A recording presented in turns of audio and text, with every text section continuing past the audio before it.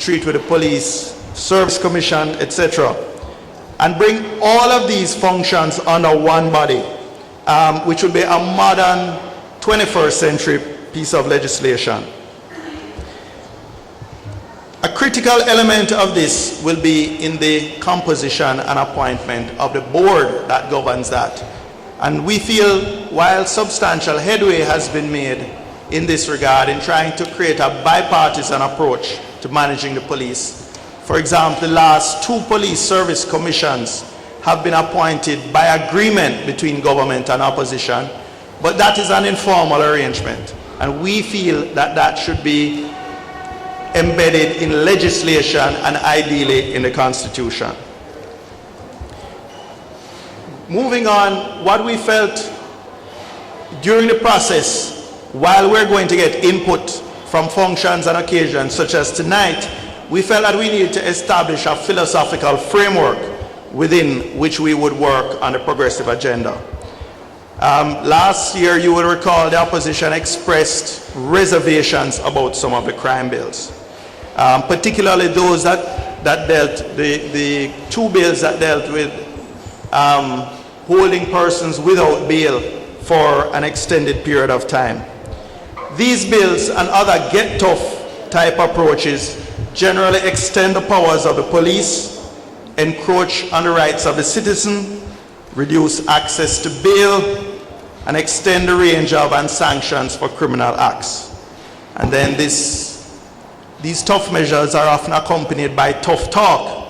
And what you get is references such as a recent one to collateral damage, which indicate how political leaders either intentionally or unwittingly send mixed messages to the police and society on the acceptability of human rights violations and specifically extrajudicial killings.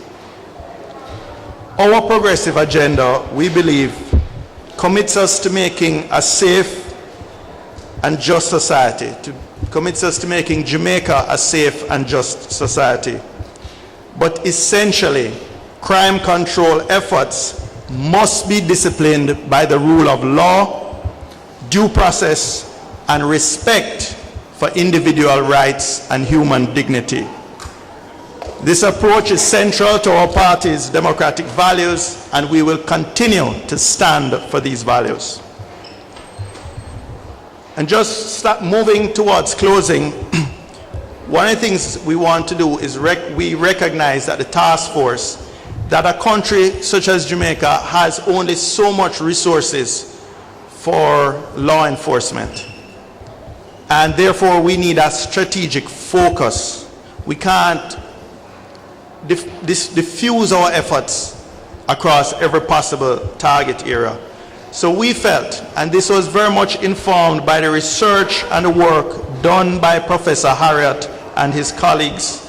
It was very much supported by all the reports, most recent being the Macmillan report, of which he was a member, that organized crime is really the danger to our society and indeed even to our very democracy.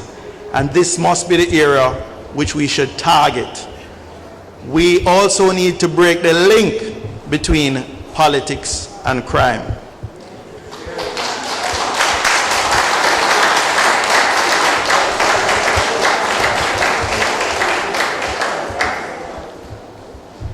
We must use technology and international cooperation to assist local law enforcement efforts to deal with the transnational organized criminal syndicates. And I just want to say one thing to you this evening. There are some who would suggest that when you do that, when you use extradition treaties, when you use assistance from other countries, somehow you are sacrificing some element of sovereignty. Quite frankly, that's rubbish. Much larger countries than Jamaica, Colombia, Mexico, with much wealthier economies and much more resources, have had to recognize that on their own they are incapable of battling the resources of the criminal organizations. So we should not apologize for using it as a deliberate strategy to assist our local policing efforts.